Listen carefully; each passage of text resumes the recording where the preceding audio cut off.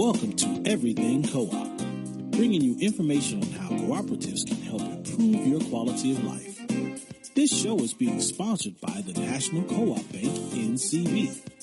The NCB is dedicated to strengthening communities nationwide for the delivery of banking and financial services for the nation's cooperatives, their members, and other socially responsible organizations. For more information on the power of community ownership, visit ncb.coop. That's ncb.coop. Now stay tuned for your host, Vernon Oakes. Good morning, everybody. This is Vernon Oakes. Welcome to Everything Cooperative. This morning we're going to talk about Equal Exchange, which is a worker cooperative. They help people, small farmer co-ops, and they help people in the Congo. We've had this for 2 weeks. This is our third week. And this week we're going to focus on how Equal Exchange works, the internal operations. And we have on the phone with us this morning Mr. LJ Taylor. Good morning, Mr. LJ. Good morning. How are you? Thanks for having me on. Oh, thank you for being on. Particularly, I know you have been ill, so I'm so glad that you have made it on this morning. Yeah, I feel kind of lucky. We got through I got the initial rush of the flu, so when everybody else gets it, I'll be already done. Okay, fantastic. And you're also the board chair. Yes, I'm currently the board chair at Equal Exchange. So what do you do at Equal Exchange? So as I like to tell people, my daytime job is I work in food service sales. So we're coffee, tea, chocolate, all things fair trade. And I work with people who serve our product.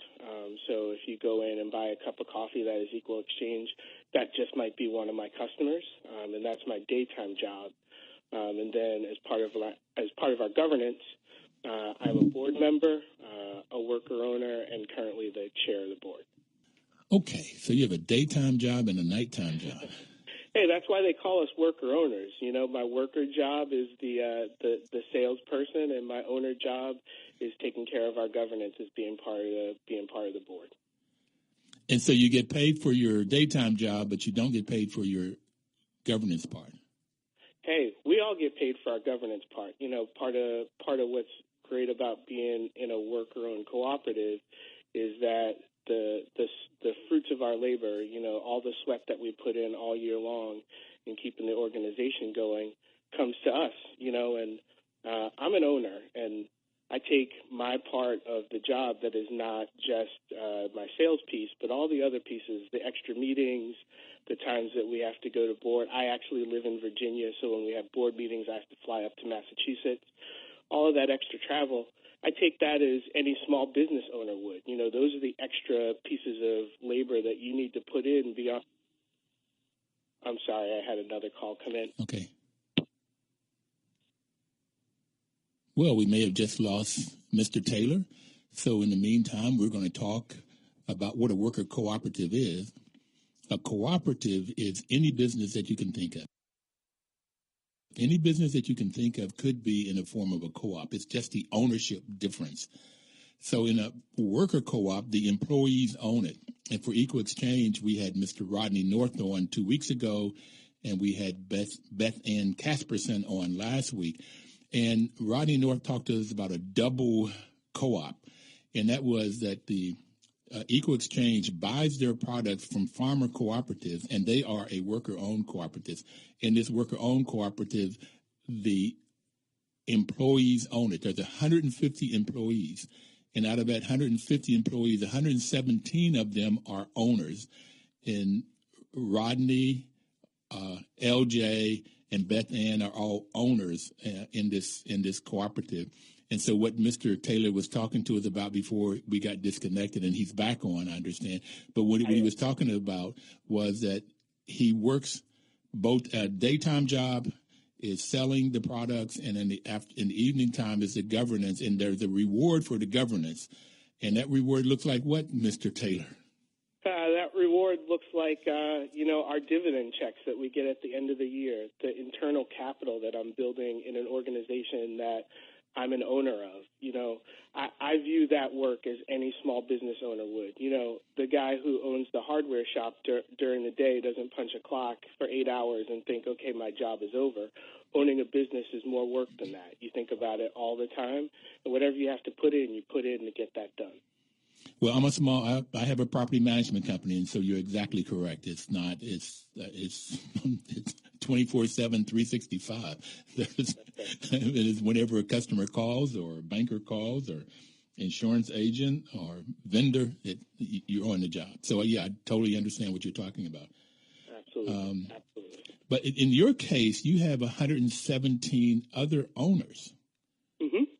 And they're doing the same thing. They are thinking about this all the time. And yeah, I mean, that's the theory. And I have to say, I've been at Equal Exchange since 2003, and we take our ownership very seriously. Any person who becomes a business owner with us, who becomes a worker owner, is actually voted on by the rest of the worker owners. So a potential worker owner works for a year. We get to know them. We get to know their work.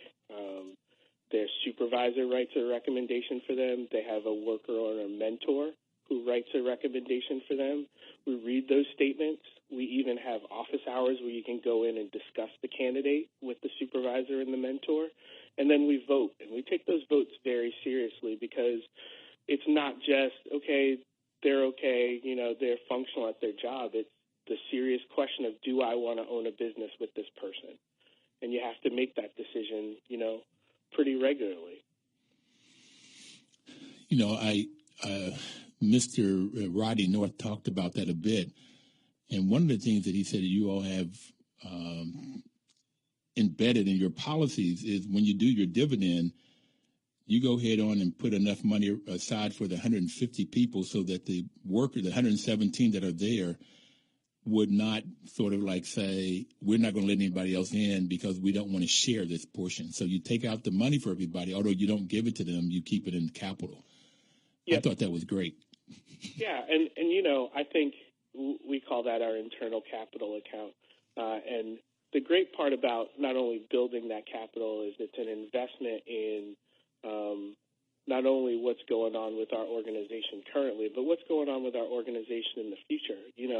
I think we do it in our personal lives. We hopefully do it in our professional lives. If we're business owners, you can't just take whatever you see today and think, I just need to make it through today. You want to build capital and the ability to insulate yourself for the future as much as you can.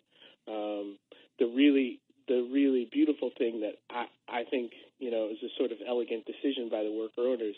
Not only do we have these internal capital accounts, but we went ahead and decided to then take those capital accounts and invest them in stock at Equal Exchange as well, right? So those internal capital accounts are actually working capital for Equal Exchange for them to go out and make the purchases that they need to make on the green bean market, or if we're going to, buy a new building or invest in our roasting equipment. That's capital that is active.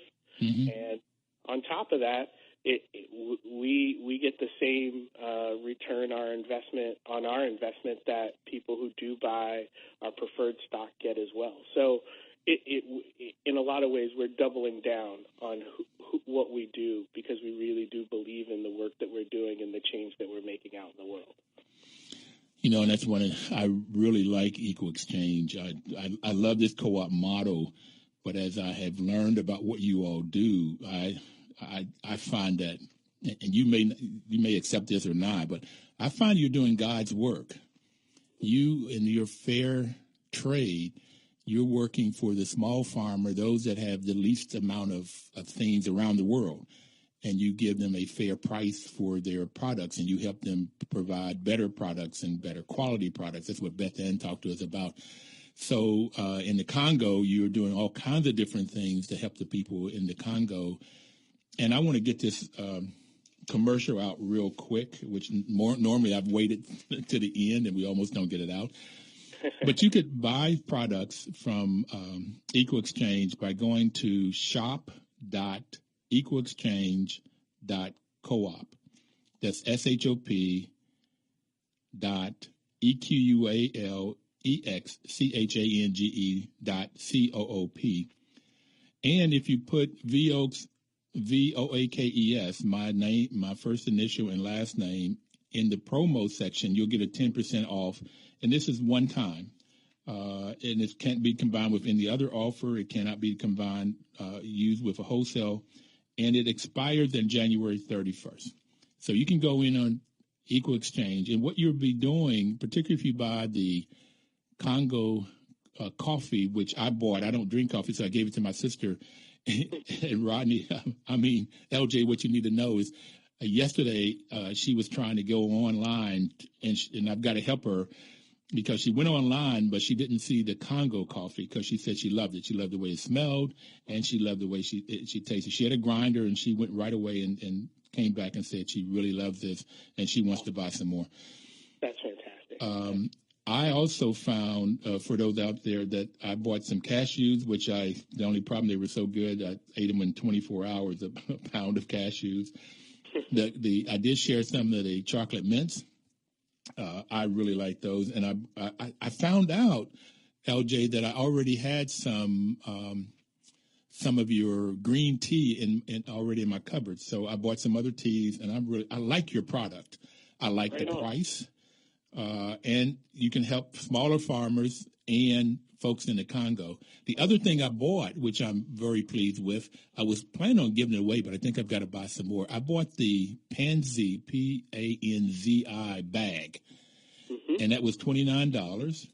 And you want to tell people out there what that's about and why you're doing that? Well, I can tell you, I want to go back just for a quick second to something you said earlier about doing God's work. I appreciate you saying that. I speak Christianese myself, so you didn't push anything on me that I didn't already feel in my heart. But one of the things that I believe is that we're all challenged with taking what our talents are and using them to the best of our abilities. And I'm a sales animal at heart. Okay. I love to go out and find the new account and to find the new sales avenue and to challenge the market and to try to make change out there. And I've done that for other companies. And there was always sort of, I don't want to call it a piece missing because you're still exercising your talent, but there is a piece missing. When I know that every new account I get is one more pound of coffee that we can buy from a small-scale farmer in Peru or in the Congo or, in Mexico, that lets me know that my work, my talents are being exercised in a way that are helping people around the world. And that's the highest level that I think anyone can achieve when they're doing their work, is can you make change for people? And, that's part of why I will invest continually with my energy, with my dollars, with my time to this organization, because I do feel like we are actually affecting change in the world. And I appreciate you for highlighting just that part in speaking to us about all the different things that we're doing out there. That's a great place to take a break. So we have to take a break. You're making change in the world, and that's what Equal Exchange. And by the way, right before we take a break, I am also a salesman for Equal Exchange. I don't make any money out of it, but I really enjoy what you all do. We'll be right back. Don't touch that dial.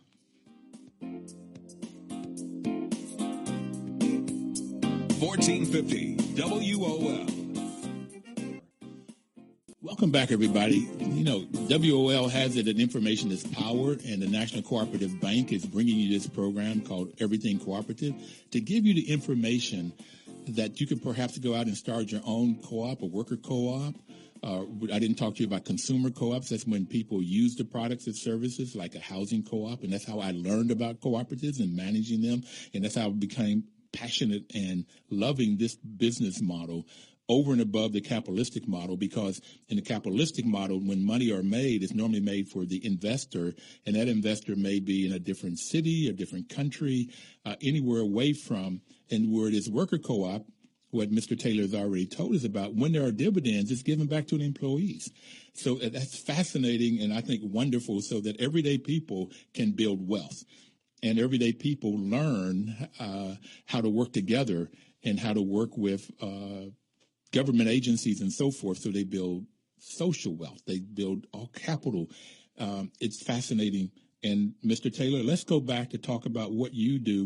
You said sales, and you get a bigger bang out of it because you're using your talent, skills, monies, and so forth to help change.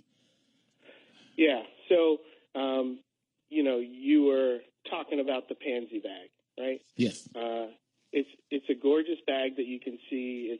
It's right there on our website. If you go to the shop.equalexchange.coop website and put pansy bag in the search, you'll see this bag.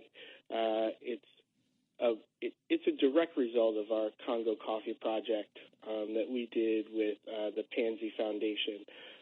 And this Pansy Foundation, I'm sure Beth Ann talked about it, but what it really does is it tries to, I think at its core, is show that in hopeless situations there's care and somebody cares, right? And we chose to partner with Pansy.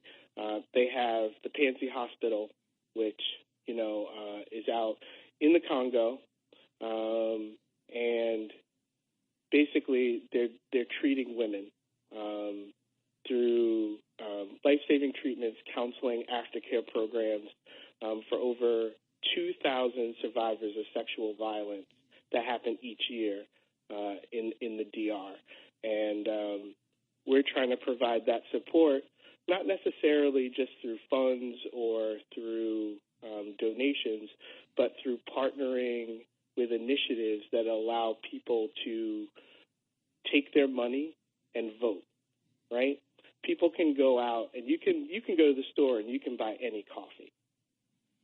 And the thing that I always challenge consumers to do is to understand that each dollar they have in their pocket is a vote. You have a vote for what kind of system you want to invest in.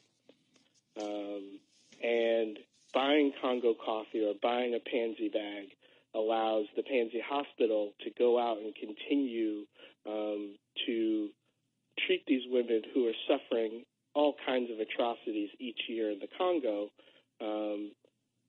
and allows them to understand that there are people out there who are investing in something that will benefit them and try to make their lives better. And, that's I keep going back to it, but I just can't imagine a higher capacity for an everyday job than being able to affect change in that way. So you like what you do? I love what I do. And, my background, I've been in coffee now for over 2 decades. I started with Starbucks. And, you were talking about some of the nuances between giving I call it sweat credit, but giving your sweat credit to an organization where you're paying off investors, or giving your sweat credit in paying off, in essence, yourself as a small business owner. And that's what the other employees. Exactly. That's what worker earners are. We're paying off ourselves through our sweat credit. But as I grew, as a young man, as I started to grow and do some thinking, it was a challenge to me to think about putting that sweat credit towards living out the dreams and ideas of investors or executives only, right? And a lot of people talk about a democratic workplace, and they have these visions of us all sitting around and making all kinds of decisions together, right? But here we are at this big table. It's 117 of us, and we're all making decisions. Should LJ go to Virginia? Well, that wasn't a decision that we all sat down and made, right? It's not that cut and dry. We have very specific things in our governance that become part of our democratic process. But even those pieces give you an investment in the largest decisions of an organization, and that is what ownership is about. It's not about each individual decision. It's about the bigger sort of decisions that are on a macro level above your organization. And I know that we're supposed to – I get caught up because I love my job so much. I know one of the things that we really wanted to talk about was the workings of the governance of Equal Exchange, and I'd love to tell you about it because I think that it's elegant and it's one of the sources of pride for me. Telling people that I work at Equal Exchange is really letting them understand how we govern our organization. Before we do that, I want to make sure everybody understands this pansy bag. It's $29. Oh. It's white, green, and black. It's very sturdy. I've used it now to go to the gym, to put my things in to go to the gym. I've also used it when I went shopping. It's a fascinating bag. It's a little bit feminine, but I don't care. It causes me to have conversations, and so I can tell people what it's about. So I said, you've got a salesman here, LJ, and I'm not one. The payment, I said earlier, I don't get paid for it, but I do.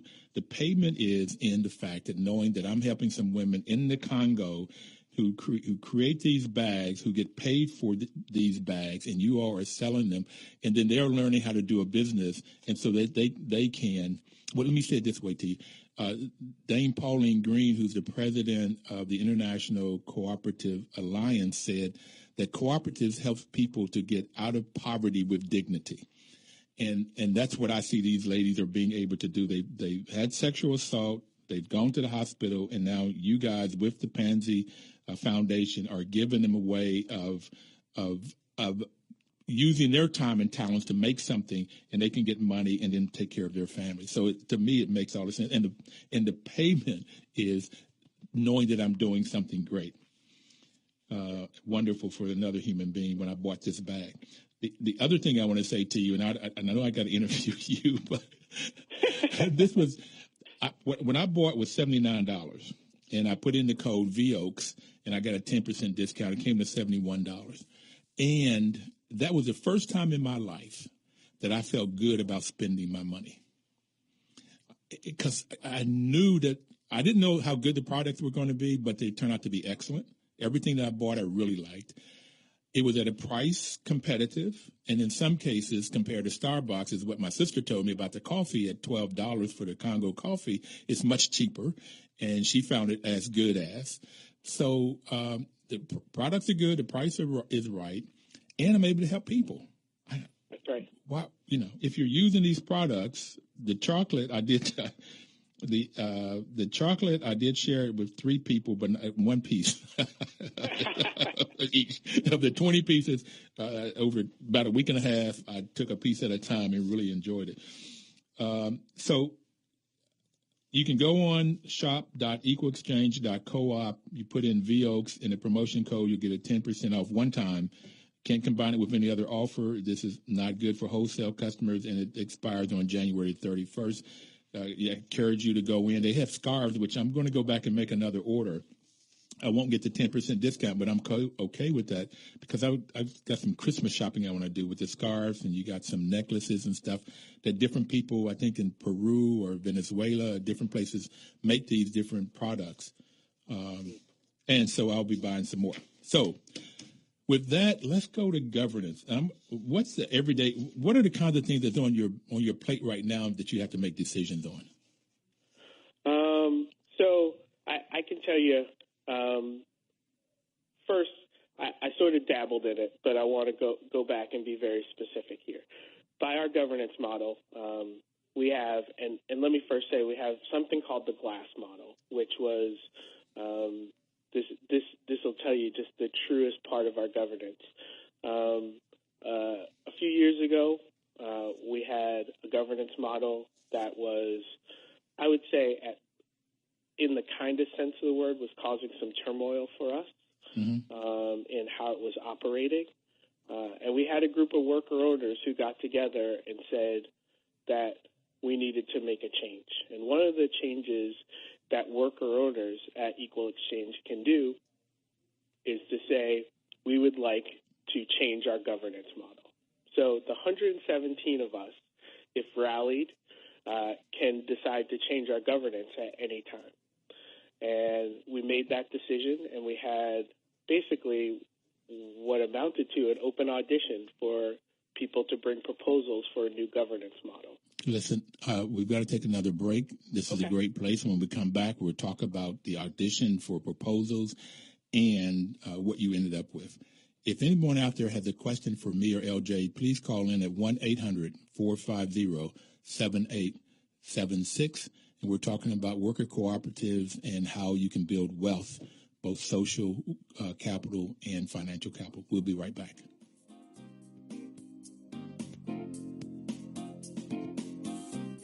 News updates on the web at WOLDCnews.com.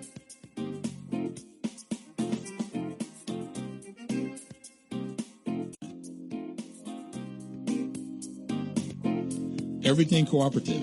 This is Vernon Oakes, and we have LJ Taylor, the board president and the salesperson at Equal Exchange, on the line with us this morning, talking about worker co-ops and how they govern, how they function from a day-to-day basis.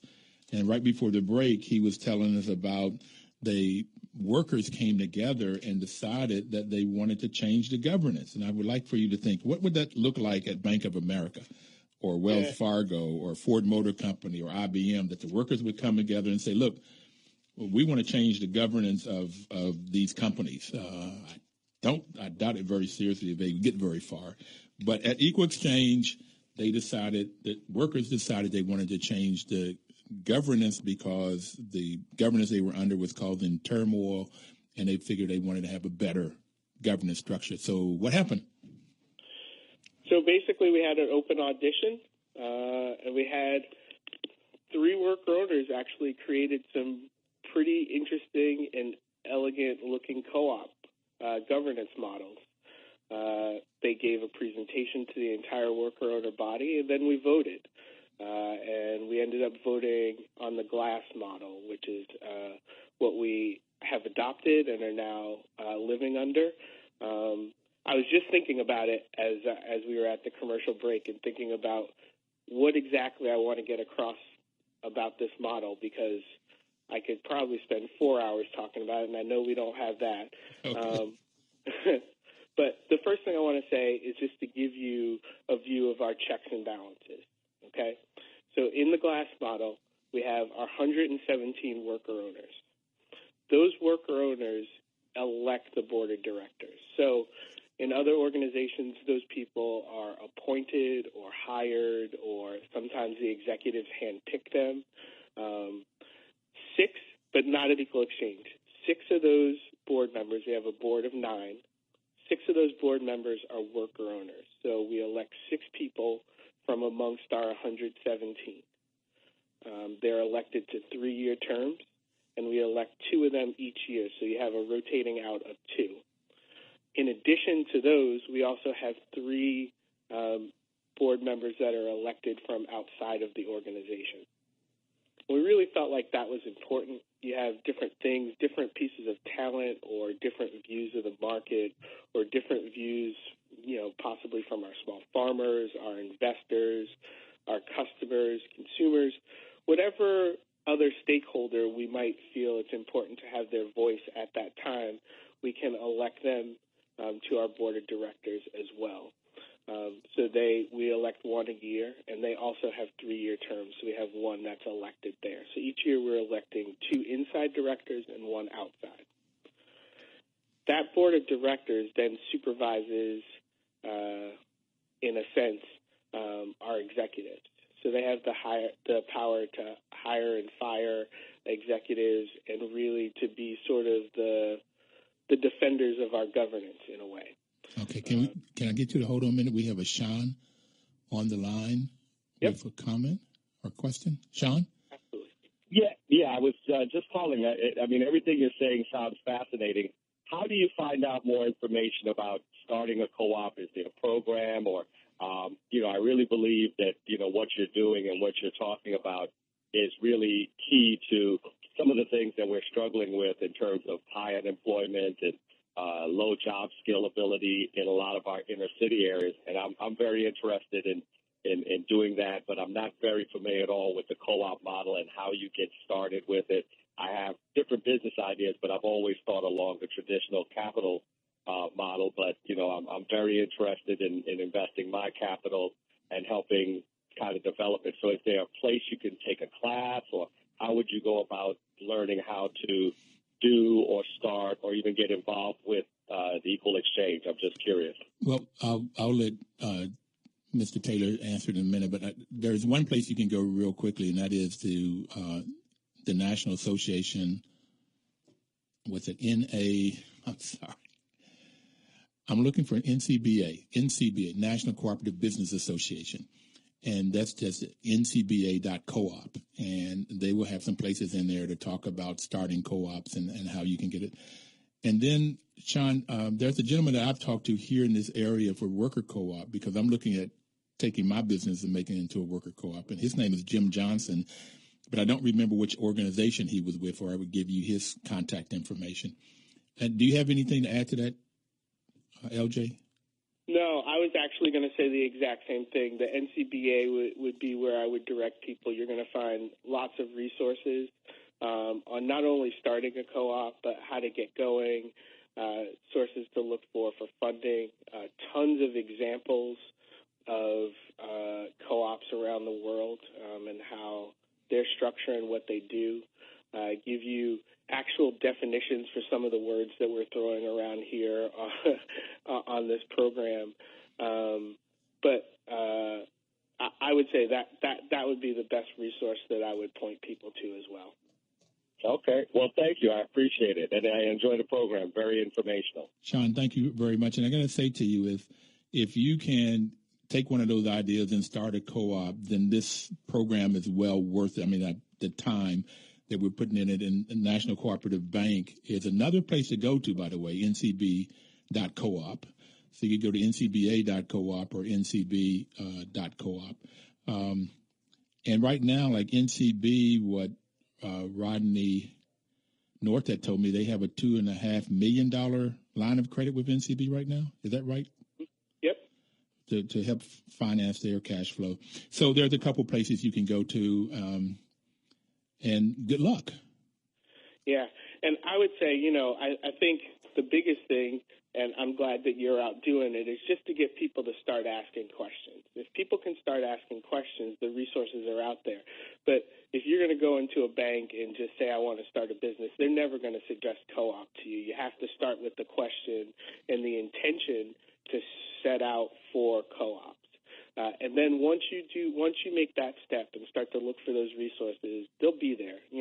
I actually am also formerly I was also a worker owner at Equal Exchange, but at the time I was also the board chair for the Co-op Fund in New England, which is one of the oldest co-op lending funds in the United States. And the interesting thing about that is that we have, with that organization, we had people and program directors who were out looking for people who wanted to start a co-op. We were looking for people who wanted to do that, to be able to provide them with resources and things to help them get going.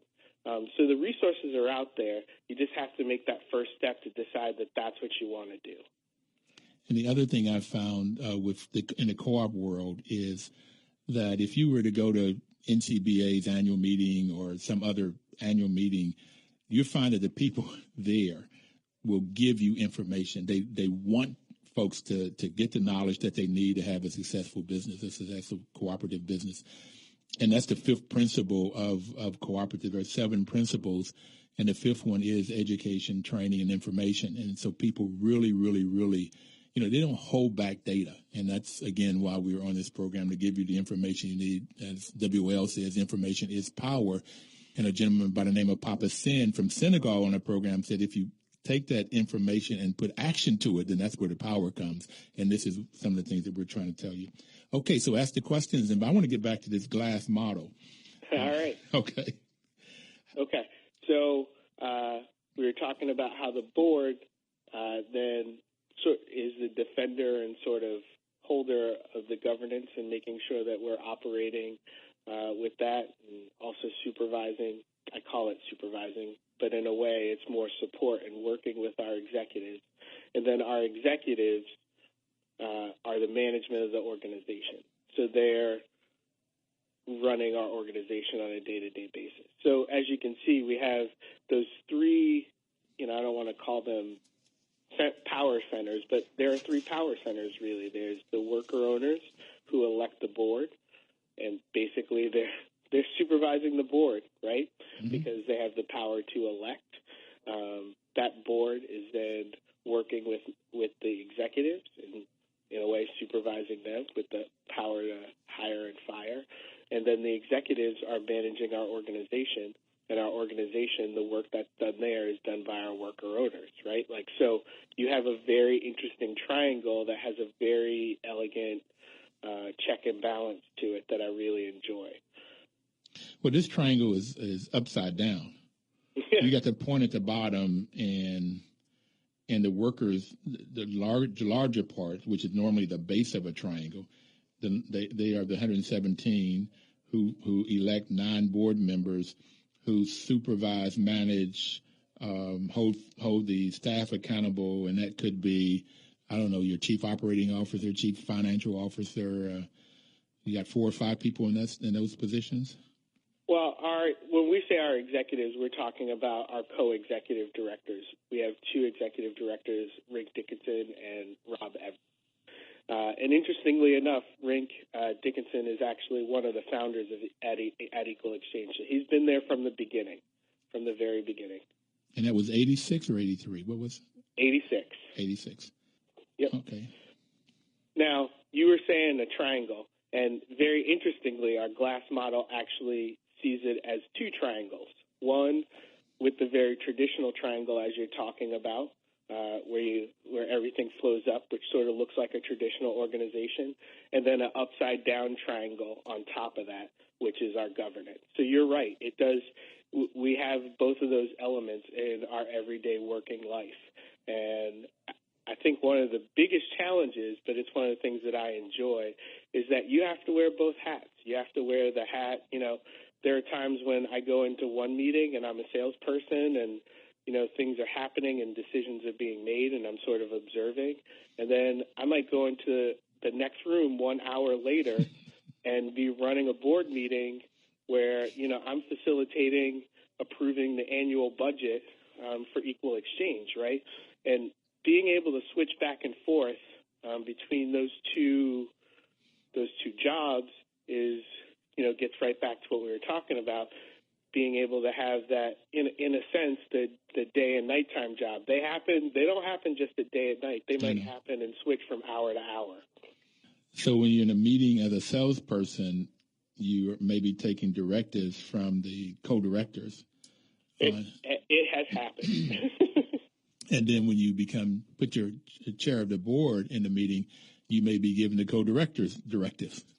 That's correct. Okay. That's correct.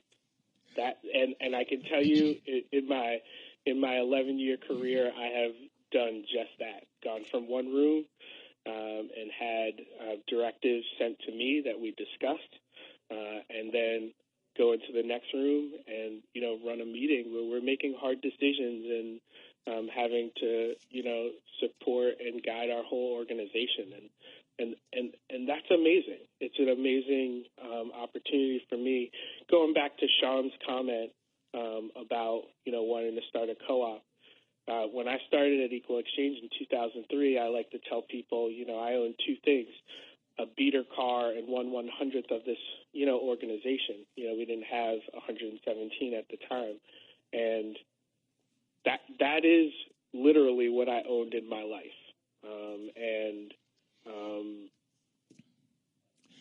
That was.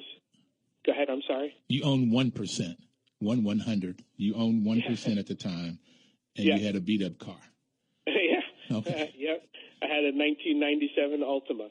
And those are the 2 things I've owned. And, now I'm a father of 3 and married and own a home in Virginia.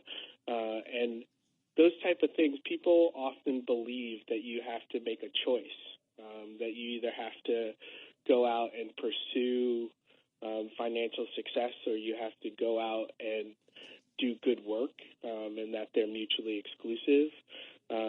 But the model to be able to invest in yourself and still do amazing work when you're joined with others who want to do that, even if you've only got a little bit, even if you've only got a small amount to invest. The power of everybody doing it together not only changes your scale, but also changes the way you look at it. We'll take a break and come right back to financial success and good works.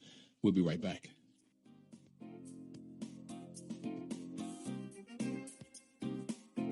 News updates on the web at WOLDCnews.com.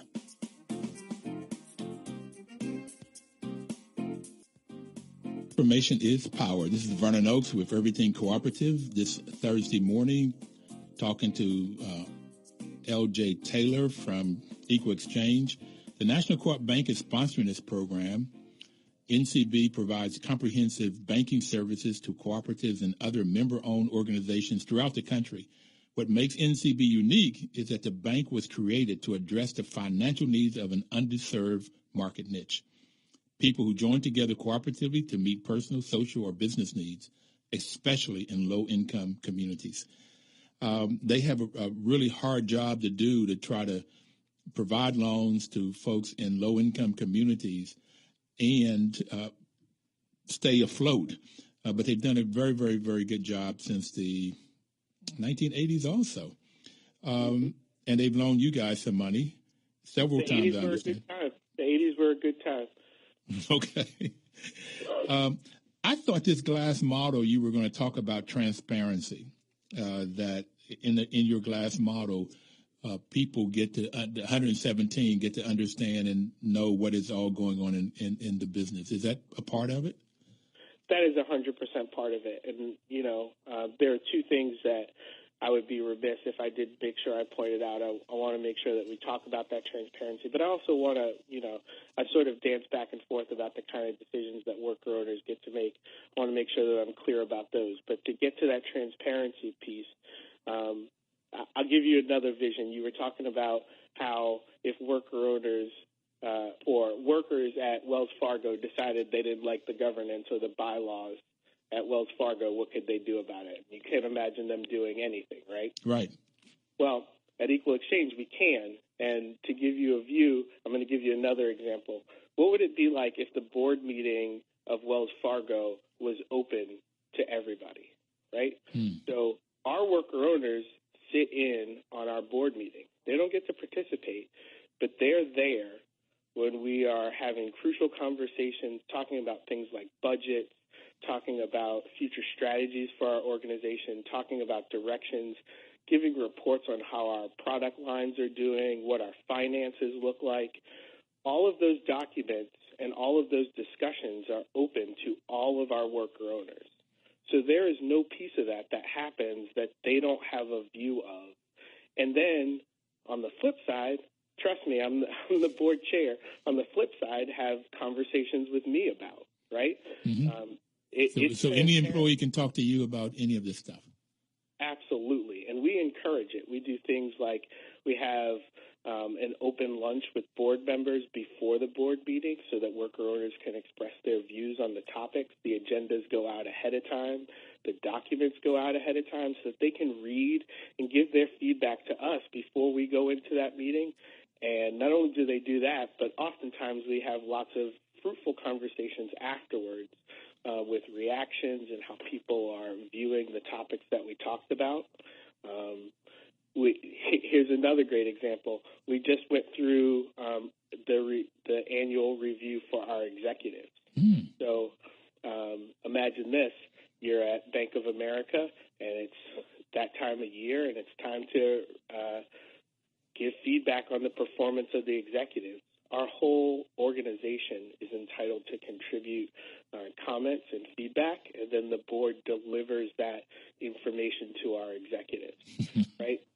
That is, I can't think of a higher level of transparency than that kind of feedback and that kind of openness. Now, how many people out of 117, you got 6 that's on the board, how many people come to a board meeting? Well, it will vary, depending on topic. There are juicier topics. When we're talking about compensation philosophy, you'll have a packed room. When we're talking about, let's say, future strategies of product lines, you'll have a full room. You know, from time to time, there's 6 of us. I could say that there'd be another, 20 or 30 in the room, and another 5 or 10. We put them on video conference as well because we have offices across the country. So you'll have another, 10 to 30 either tuning in by phone or by video. It's very active, and even if they're not there present in the room, we still have people who send emails and comment and, even have personal conversations with board members as well. Now, you got 117 members and 150 employees. If my math's right, that's 33 people that are not members yet, but they're employees. Can they also come to the board meeting? They can. They can come in and sit. I think it's a crucial piece of our organization that people who are not yet worker owners can come and sit in on our worker owner meetings. They can come and sit in on the board. Look, I've talked about the piece as a worker owner where I'm trying to say, do I want this person to own a business with me? I feel like it's just as important that any potential worker owner decide if they want to own a business with us, right? Like they might sit in on those meetings and decide these people are crazy. I don't know why they make decisions this way. I'll go find another cooperative. But it is important that people get that view of our governance live and working as it's going. Do you have in your evaluation of those 33 people that if they did not come to any of those meetings, they wouldn't get voted in?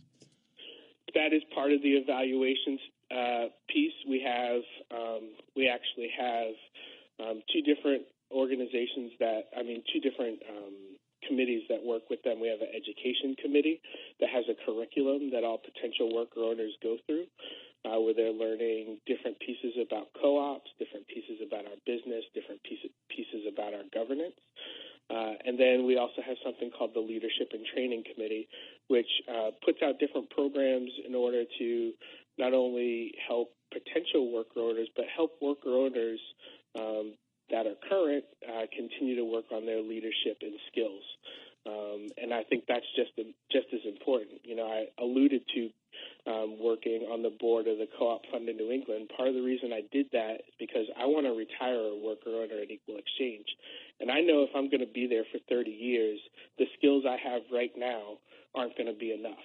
I need to continue to go out and educate myself and to learn more and more and more so that I can contribute to Equal Exchange. When I'm there for 20 years, I'm going to be a senior person. They're going to need to rely on me or else our organization is going to fall down. So, it's our responsibility to keep pushing ourselves and continue to learn and challenge. Fascinating, sir. Fascinating. One of the things I've learned in managing housing co-ops is that in order to have a successful cooperative, they've got to have 2 things, and that's good governance, which you've been talking about, and good management, which you talked about, the 2 co-managers. So, and I have defined good as they have to have knowledge, which you were just talking about, which made me think about this. You have to have knowledge and you have to have integrity, in both in governance and in management. So how would you rate Equal Exchange in integrity? Living up to its bylaws and policies and procedures and treating everybody fairly. Yeah. Well, I would say on an integrity level of a scale of 1 to 10, I'd give us a 15. Okay. In general, I try to be pretty modest, but this is one of the places where I have to toot a horn here. And I would say, we're focusing on governance now, but I'm going to go all the way back to even our products. We have a name that's synonymous with fair trade. There is not a single person who could point to a place where Equal Exchange isn't living out its mission of helping small-scale farmers all over the world in everything that we do. So starting from that ground of just saying we're a business that stands on integrity, let's go into the governance, our bylaws. Our bylaws are open. Every piece of rule or structure that we have is open and transparent. And when you have 117 worker owners who have signed up and invested not only with their time and energy, but financially, I have quite a stake in Equal Exchange now after 11 years. I'm going to make sure that we do things by the book. And the transparency that we talked about earlier, where we can everything is open and we can see it all means that we have 117 watchdogs, in a sense, that are always looking out to make sure that we're on the course to do what we set out to do. Mm-hmm. In addition, we have a governance committee that is a board-appointed committee that their entire job is to make sure that the dealings that we do at all pieces in our governance are by the bylaws. Our chair of that committee, Hillary, is outstanding in making sure that she reviews each decision that we have and that she goes back and checks it against our bylaws. And we have a saying, if we do it wrong, we're going to go back and fix it. We're not in the business of saying, well, we did it wrong, but that's okay. We go back and fix it and make sure that it is by our bylaws. And if we feel like those bylaws don't serve us anymore, the worker owners can change them. That's one of the powers that the worker owners have. Well, what I like, and we only have about another minute here, what I like is to say to people, if you make choices, you make decisions based on your bylaws and your rules and policies, and if you find out that you want to make a different decision, then you change your bylaws and policies. But you have to have integrity in them. Anybody want to make an order, go to shop.equalexchange.coop. You put VOAKES in, VOAKES, and you'll get a 10% discount one time. Can't combine it with any other offer. It's valid until January 31st, and it's not valid for wholesale customers. You have any last comment that you want to make? Yeah, I would just say, last comment I would like to make is just there is extreme power in cooperatives. There is ownership and responsibility. There is capital building. But more than any of that, the power to come together as opposed to feeling like you're competing and fighting allows people to really do dynamic work. And when people can join together to understand that the power of 117 can equal the power of, one really enlightened, executive at some other organization is amazing. And I continue to invest in that, and I hope that this program has helped other people to challenge themselves to think about investing in those type of businesses themselves. Thank you, sir. Thank you very much. We'll see you next Thursday. 1450 W.